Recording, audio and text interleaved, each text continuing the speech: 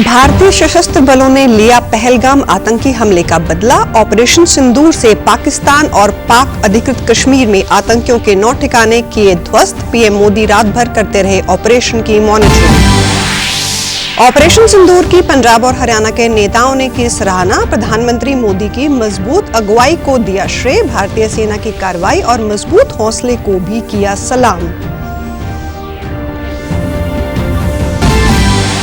और पंजाब के 20 और हरियाणा के 11 जिलों समेत चंडीगढ़ में आज शाम कराई जाएगी मॉक ड्रिल। लोगों को आपात स्थिति से बचने की देंगे ट्रेनिंग। किया जाएगा ब्लैकआउट। नमस्कार, चंडीगढ़ से आपका स्वागत है। मैं हूं शैली तनेजा। अब समाचार विस्तार से। भारतीय सशस्त्र बलों ने आज तड़के ऑपरेशन सिंदूर के तहत पाकिस्तान और पाकिस्तान के कब्जे वाले कश्मीर में आतंकियों के 9 ठिकाने नष्ट कर पहलगाम आतंकी हमले का बदला ले लिया है। प्रधानमंत्री नरेंद्र मोदी ने रात भर पूरे ऑपरेशन की मॉनिटरिंग की। ऑपरेशन सिंदूर के बाद रक्षा मंत्री राजनाथ सिंह ने तीनों सेनाओं के प्रमुखों से बातचीत की। रक्षा मंत्रालय के अनुसार ऑपरेशन सिंदूर के तहत उन आतंकी ठिकानों को निशाना बनाया गया है जहां से भारत के खिलाफ आतंकी हमलों की साजिश रची गई। इस दौरान खास बात यह रही कि किसी भी पाकिस्तानी सैनिक ठिकाने पर हमला नहीं किया गया। सरकार ने कहा कि भारत ने इन ठिकानों के चयन और कार्रवाई के दौरान धैर्य और संयम से काम लेते हुए सटीकता से ऑपरेशन सिंदूर को अंजाम दिया है। इस ऑपरेशन के तहत पाकिस्तान में बेस बहावलपुर, मुरीद के बरनाला, कोटली व सियालकोट सहित 9 ठिकानों को ध्वस्त कर दिया। इस कार्रवाई में लश्कर-ए-तैयबा, जैश-ए-मोहम्मद और हिजबुल मुजाहिदीन के आतंकवादियों को ठिकाना बनाया। इस कार्रवाई के बाद राष्ट्रीय सुरक्षा सलाहकार अजीत डोभाल ने अपने अमेरिकी समकक्ष मार्को रूबियो के साथ पाकिस्तान में आतंकी ठिकानों पर की गई कार्रवाई साझा की। इस बारे में अमेरिका ने सोशल मीडिया पर जानकारी साझा की। रूबियो ने लिखा कि अमेरिका भारत और पाकिस्तान की स्थिति पर नजर बनाए हुए है। उन्होंने उम्मीद जताई कि जल्द ही इस मामले का हल हो जाएगा। ऑपरेशन सिंदूर के बाद एहतियात के तौर पर देश के कई इलाकों से उड़ानों को रद्द या देर से चलाया गया। इस स्थिति को देखते हुए एयर इंडिया ने जम्मू, श्रीनगर, लेह, जोधपुर, अमृतसर, भुज, जामनगर, चंडीगढ़ और राजकोट से आने जाने वाली सभी उड़ानें 7 मई दोपहर तक रद्द कर दी। कंपनी ने कहा कि आगे की जानकारी मिलते ही अपडेट दिया जाएगा। एयर इंडिया ने यह भी बताया कि अमृतसर जाने वाली 2 अंतर्राष्ट्रीय उड़ानों को दिल्ली भेज दिया गया है। यात्रियों को हुई परेशानी के लिए खेद जताया गया है। इंडिगो एयरलाइंस ने भी जानकारी दी कि मौजूदा स्थिति को देखते हुए आज के लिए श्रीनगर, जम्मू, अमृतसर, लेह, चंडीगढ़, धर्मशाला, बीकानेर और जोधपुर से उड़ानें रद्द कर दी गई हैं। यात्रियों से अपील की गई कि वे हवाई अड्डे पर जाने से पहले अपनी उड़ान की स्थिति जांच लें। स्पाइसजेट ने भी बताया कि उत्तरी भारत के कई हिस्से जैसे धर्मशाला, लेह, जम्मू, श्रीनगर और अमृतसर के एयरपोर्ट बंद कर दिए गए हैं।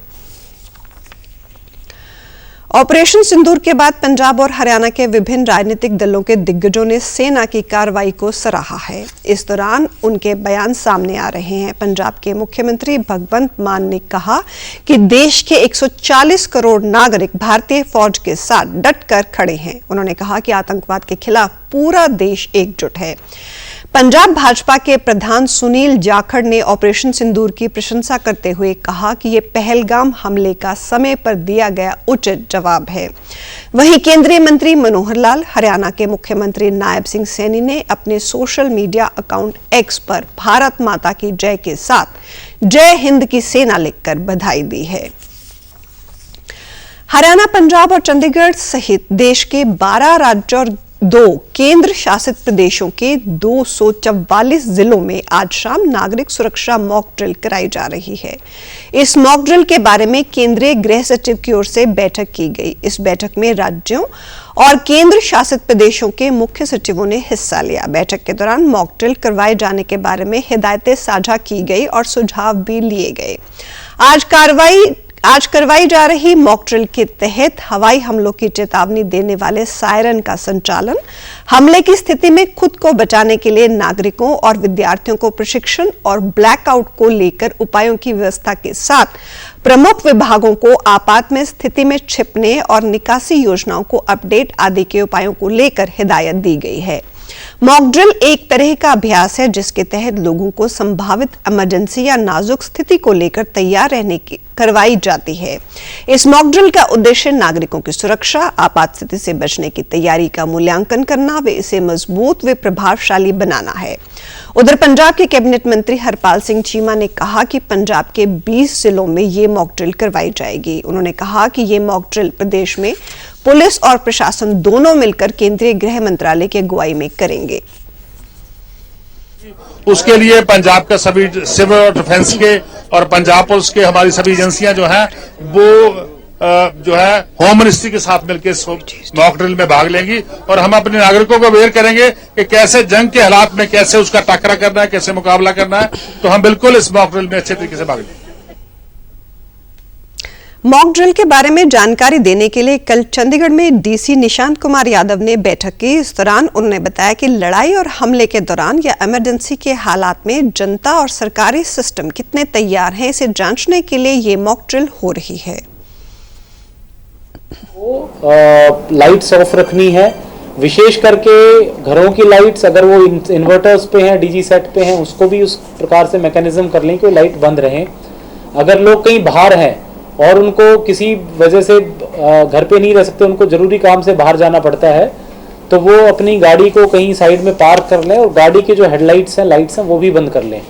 जिस तरीके से आप लोगों को क्लैरिफाई की गई है एग्जैक्टली लोगों तक पहुंचेंगी और किसी भी प्रकार के हम जिसको कहते हैं मिस इन्फॉर्मेशन, लोगों को ये हम कहेंगे कि मिस इन्फॉर्मेशन को स्प्रेड ना करें। उधर जालंधर के डीसी हिमांशु अग्रवाल ने बताया कि जालंधर छावनी में मॉक ड्रिल हो चुकी है और पूरे जालंधर में आज रात 8 बजे से 9 बजे तक मॉक ड्रिल करवाई जाएगी। 8 बजे तो लेके 9 ਵਜੇ तक सिर्फ कैंटोनमेंट ਜਾਂ ਉਹਦੇ ਆਸ-ਪਾਸ ਦੇ ਇਲਾਕਿਆਂ ਦੇ ਵਿੱਚ ਜਿਵੇਂ ਕਿ ਰਾਮਾ ਮੰਡੀ, ਬੂਰ ਮੰਡੀ, ਇੱਥੇ ਬਲੈਕਆਊਟ 8 ਤੋਂ 9 ਵਜੇ ਤੱਕ ਅੱਜ ਹੋਵੇਗਾ। 7 ਮਈ ਨੂੰ ਪੂਰੇ ਜਲੰਧਰ ਸ਼ਹਿਰ ਦੇ ਵਿੱਚ ਇਹ ਬਲੈਕਆਊਟ ਦੀ ਮੌਕ ਡਰਿਲ ਹੋਣੀ ਹੈ। सुप्रीम कोर्ट ने पंजाब और हरियाणा सरकारों से कहा है कि वो सतलुज यमुना लिंक नहर के मुद्दे को सुलझाने के लिए केंद्र सरकार के साथ सहयोग करें।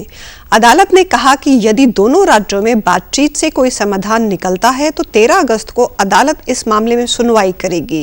केंद्र सरकार की ओर से असिस्टेंट सॉलिसिटर जनरल ऐश्वर्य भाटी ने अदालत को बताया कि सरकार सुप्रीम कोर्ट के पूर्व आदेश के अनुसार इस विवाद का हल निकालने की पूरी कोशिश कर रही है।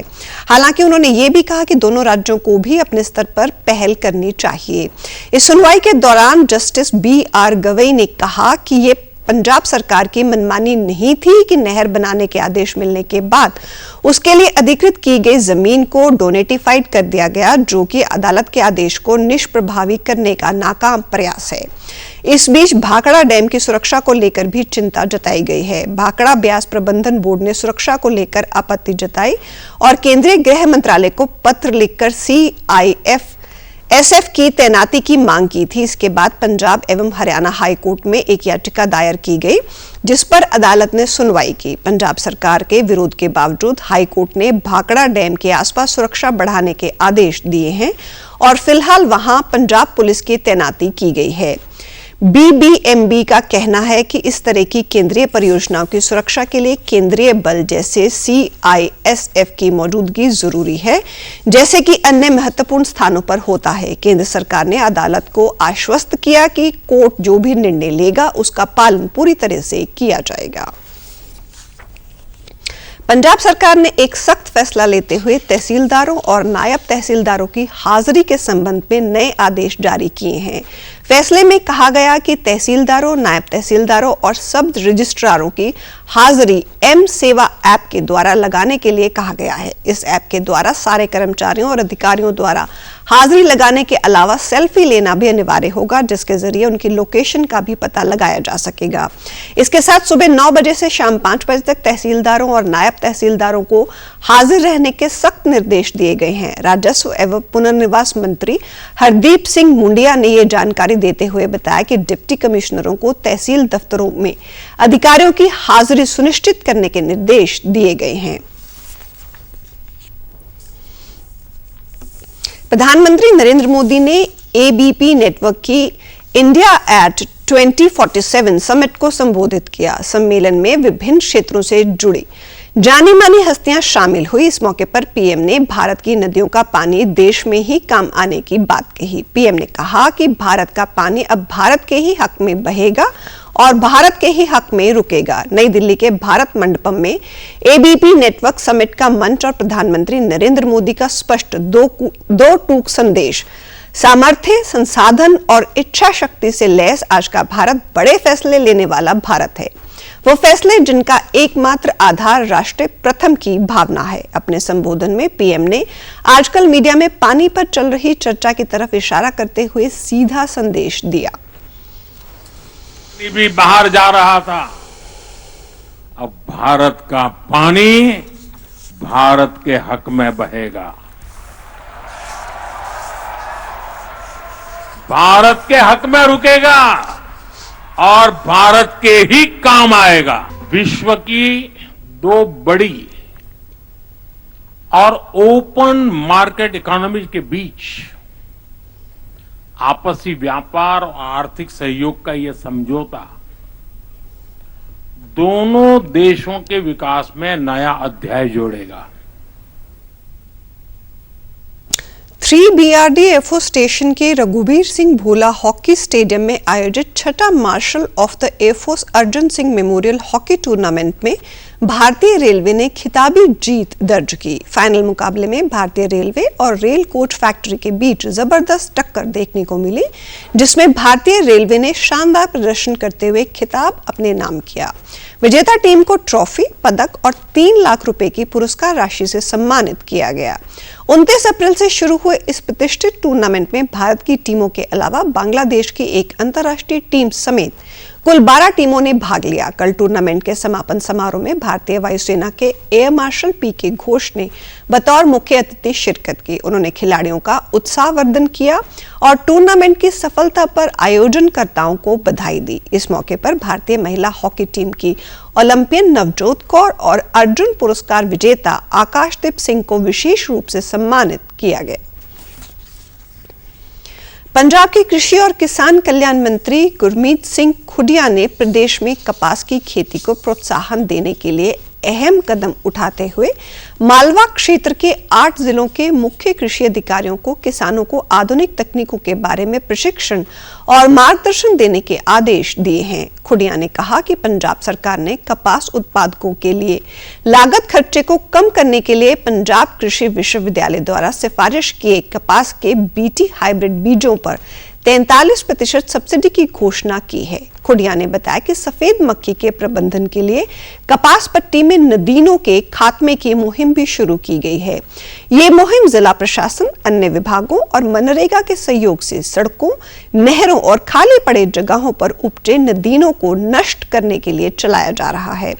कृषि निदेशक जसवंत सिंह ने कहा कि विभाग किसानों को कपास की खेती संबंधी बेहतर अभ्यास और आधुनिक तकनीकों की जानकारी देने के लिए 1875 हेक्टेयर रकबे में योग्य कृषि अभ्यासों को प्रदर्शित करेगा। और आप हमारे समाचार YouTube channel DD news Chandigarh, Facebook DD news Chandigarh और social media X DD news CHT पर भी देख सकते हैं। इसी के साथ चंडीगढ़ से समाचारों का सिलसिला समाप्त होता है। नमस्कार।